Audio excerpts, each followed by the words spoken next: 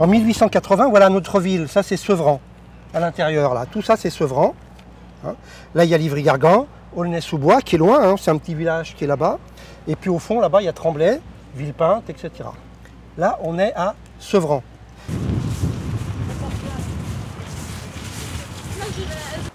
Qu'est-ce qu'il pouvait y avoir ici?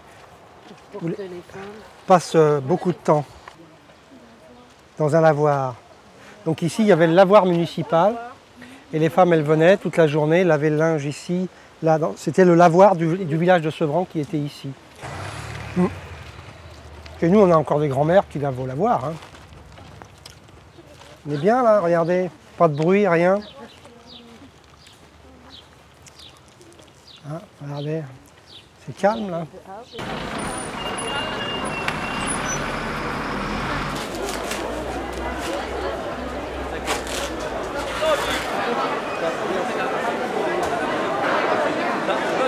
À Sevran, bon, il y a le marché qui est un marché assez extraordinaire où on retrouve toutes les races confondues. C'est un truc de fou, le marché de Sevran.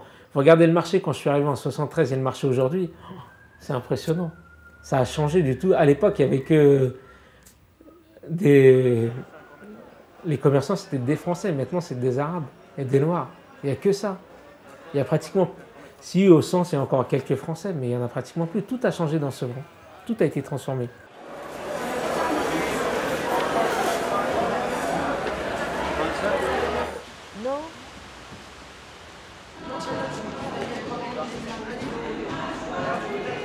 L'église, bon, maintenant il y a même une chorale au sein de l'église. C'est une chorale antillo-africaine, donc qui s'est montée de toutes pièces, qui évolue, qui grossit.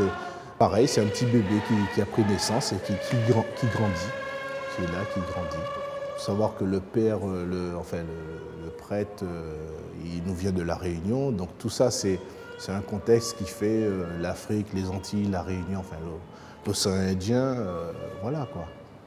Il y a mon hall, les halls d'escalier chers à Monsieur Sarkozy, c'est quelque chose de magnifique. C'est là qu'il s'est passé plein de choses pour moi. J'ai appris à chanter dans les halls, j'ai appris à danser dans les halls. J'ai embrassé ma première petite copine dans les halls. Voilà, donc il y a les halls, il y a la salle de notre association, où j'ai passé des nuits à refaire le monde, à rêver. Voilà, on rêvait, putain, on rêvait quoi, on croyait qu'on avait du pouvoir. On pensait qu'on allait pouvoir changer les choses. Et d'ailleurs, on avait commencé à changer les choses. C'est les gens venant au réseau, ils se sentent plus, c'est vrai, ils se sentent à l'aise. Et c'est vrai, des fois, quand tu arrives, est-ce que tu sais faire? Elle me dit, moi, je ne sais rien faire. Comment ça, tu ne sais rien faire? Mais chacun, il a un savoir quelque part. Et puis, ça vient.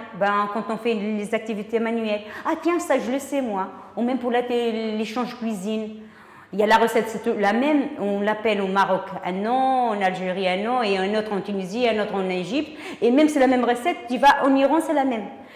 Mais j'ai découvert ça au réseau. Spécialité tunisienne. Ce que je vous ai préparé, en fait, c'est simple. On appelle ça hacha. Il y a de la semoule fine, avec du lait chaud, tiède plutôt, du beurre, de la levure boulanger. On mélange le tout et voilà, on fait cuire dans une poêle.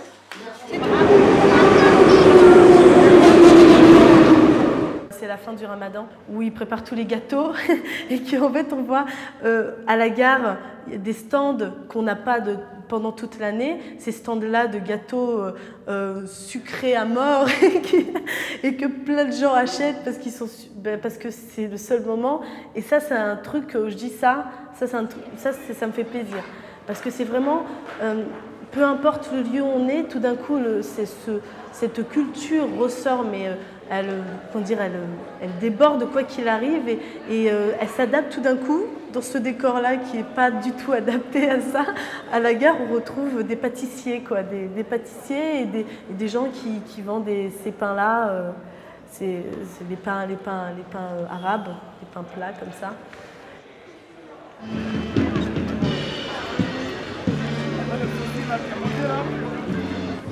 vous avez la participation du maire, mais les membres aussi de l'association, tout ça. Il y a la mosquée. C'est un lieu important pour vous? Bah oui, lieu de culte, c'est important. La mosquée de Sevran, oui, celle qui est installée pas loin de Bodot. Pas loin de Bodot, oui. Ouais, c'est ça. Ouais. Vous la fréquentez, oui? On la fréquente, il y a aussi un petit qui n'est pas très grand à Rougemont aussi. Ouais. On la fréquente aussi, surtout cette période de Ramadan. Ouais. Voilà. D'accord. Malheureusement, bon, mais Sevran lui-même, la ville elle-même, avec tous les nationalités qui sont, ça fait aussi qu'on se retrouve un peu au pays, quoi. Parce que, voilà, surtout un moment comme aujourd'hui, un moment de fête comme ça, on se retrouve.